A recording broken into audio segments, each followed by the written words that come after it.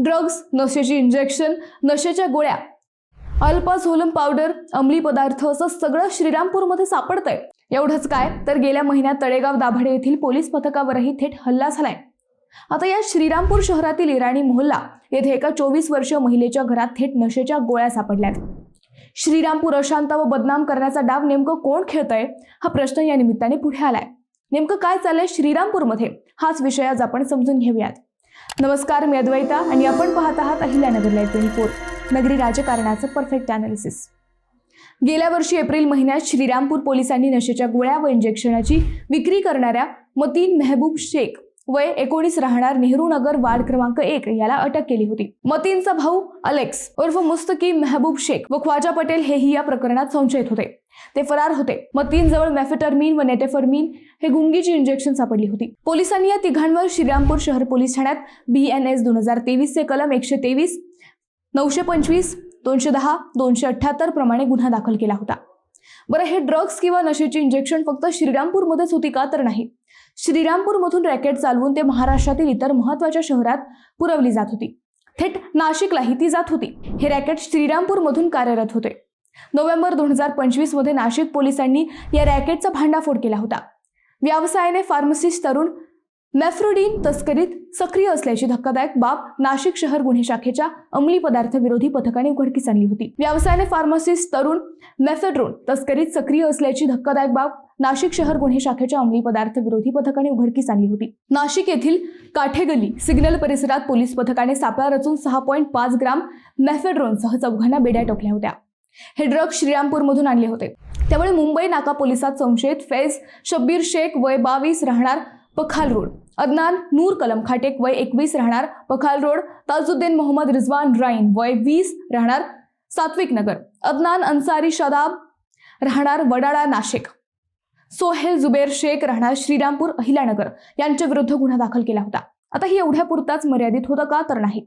श्रीरामपूरमधील तरुणाईला नशेच्या जाळ्यात ओढण्याचं मोठं षडयंत्र चालू आहे का हा प्रश्न या निमित्ताने पुढे आला। ऑगस्ट 2025 मध्ये मेफेंटरमाइन इंजेक्शन घेऊन जाणाऱ्या एका महिलेलाही पोलिसांनी पकडलं। ही महिला नॉर्दर्न ब्रांच परिसरात निळ्या रंगाच्या स्कूटरवर ही इंजेक्शन घेऊन जाताना पकडली। तिच्या डिक्कीत ही इंजेक्शने सापडली। जिम मध्ये जाणाऱ्या तरुणांना ही औषधे पुरवली जात होती। याने बॉडी लवकर बनते असं सांगून तरुणांना नशेच्या जाळ्यात ओढण्याचं काम सुरू होतं। त्याच महिन्यात 27 ऑगस्टला कुरिअरने आलेली नशेची इंजेक्शन पोलिसांनी पकडली। एका कुरिअरने जिजामाता चौक वॉर्ड नंबर 3 मध्ये हा प्रकार उघडकीस आला। परवेज जमीर शेख वय 23 वर्षे राहणार IDBI बँकेसमोर नेवासा रोड वार्ड नंबर 6 या तरुणाने कुरिअरद्वारे ही नशेची इंजेक्शन्स मागवली होती। त्या छाप्यात पोलिसांनी मेफेटरमाइन औषधाच्या 10 ml च्या 50 बाटल्या जप्त केल्या होत्या। त्यानंतर ऑक्टोबर 2025 मध्ये खंडाळा येथील एका औषध विक्रेत्याला नशेची इंजेक्शन्स विकताना अटक करण्यात आली होती। त्याच्याकडे मेफेटाईनच्या बाटल्या सापडल्या।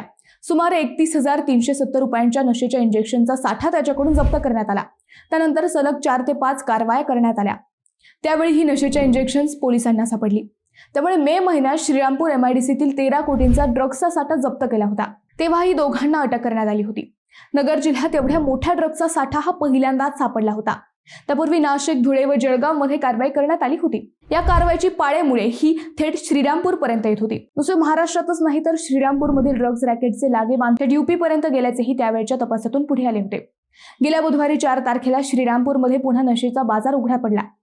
शहरातील इराणी गली येथे एका 24 वर्षीय महिलेस नशेच्या नायट्रोझेमच्या गुंगीकरण गोळ्या विक्री करण्याच्या उद्देशाने बाळगल्याप्रकरणी अटक झाली। श्रीरामपूर शहर पोलिसांच्या पथकाने महिलेला ताब्यात घेतले आहे। जैनाब जफर इराणी वय 24 असे या महिलेचे नाव असून तिच्याकडून गोळ्यांचे 9 पाकिटे ताब्यात घेण्यात आले। शहरातील इराणी गली वॉर्ड नंबर 1 अवैधरित्या गुंगीकारक औषधी गोळ्यांची विक्री सुरू असून या गोळ्या नशा करण्यासाठी विक्री केल्या जात असल्याची माहिती अपर पोलीस अधीक्षक सोमनाथ वाघचौरे यांना मिळाली। त्यानंतर ही कारवाई झाली। याच इराणी कॉलनीत गेल्या महिन्यात पुणे पोलीस पथकावर जीवघेणा हल्ला झाला होता। त्यावेळी पोलिसांना स्वसंरक्षणार्थ हवेत गोळीबार करावा लागला होता। श्रीरामपूरमध्ये गुन्हेगारी अगदी अत्युच्च पातळीवर पोहोचली आहे। काही स्थानिक पुढाऱ्यांच्या आशीर्वादाने तरुणांना नशेच्या आहारी लावण्याचे मोठे षडयंत्र सुरू आहे का हा प्रश्न विचारला जाऊ लागला आहे। विशेष म्हणजे या गुन्हेगारीत एका विशिष्ट समाजाच्या महिला व पुरुषांचाच समावेश अनेकदा दिसून आला आहे। त्यामुळे त्यांना पाठबळ कोण देतंय, श्रीरामपूरला उडता पंजाब कोण करतंय याचा गांभीर्याने तपास होणं गरजेचं आहे। मित्रांनो, तुम्हाला या विषयावर काय वाटतं हे आम्हाला कमेंट करून नक्की कळवा। शिवाय व्हिडिओ आवडला असेल तर चॅनलला सबस्क्राईब करून व्हिडिओला लाईक करायला विसरू नका. पुन्हा भेटू नव्या विषयावर. तोपर्यंत धन्यवाद.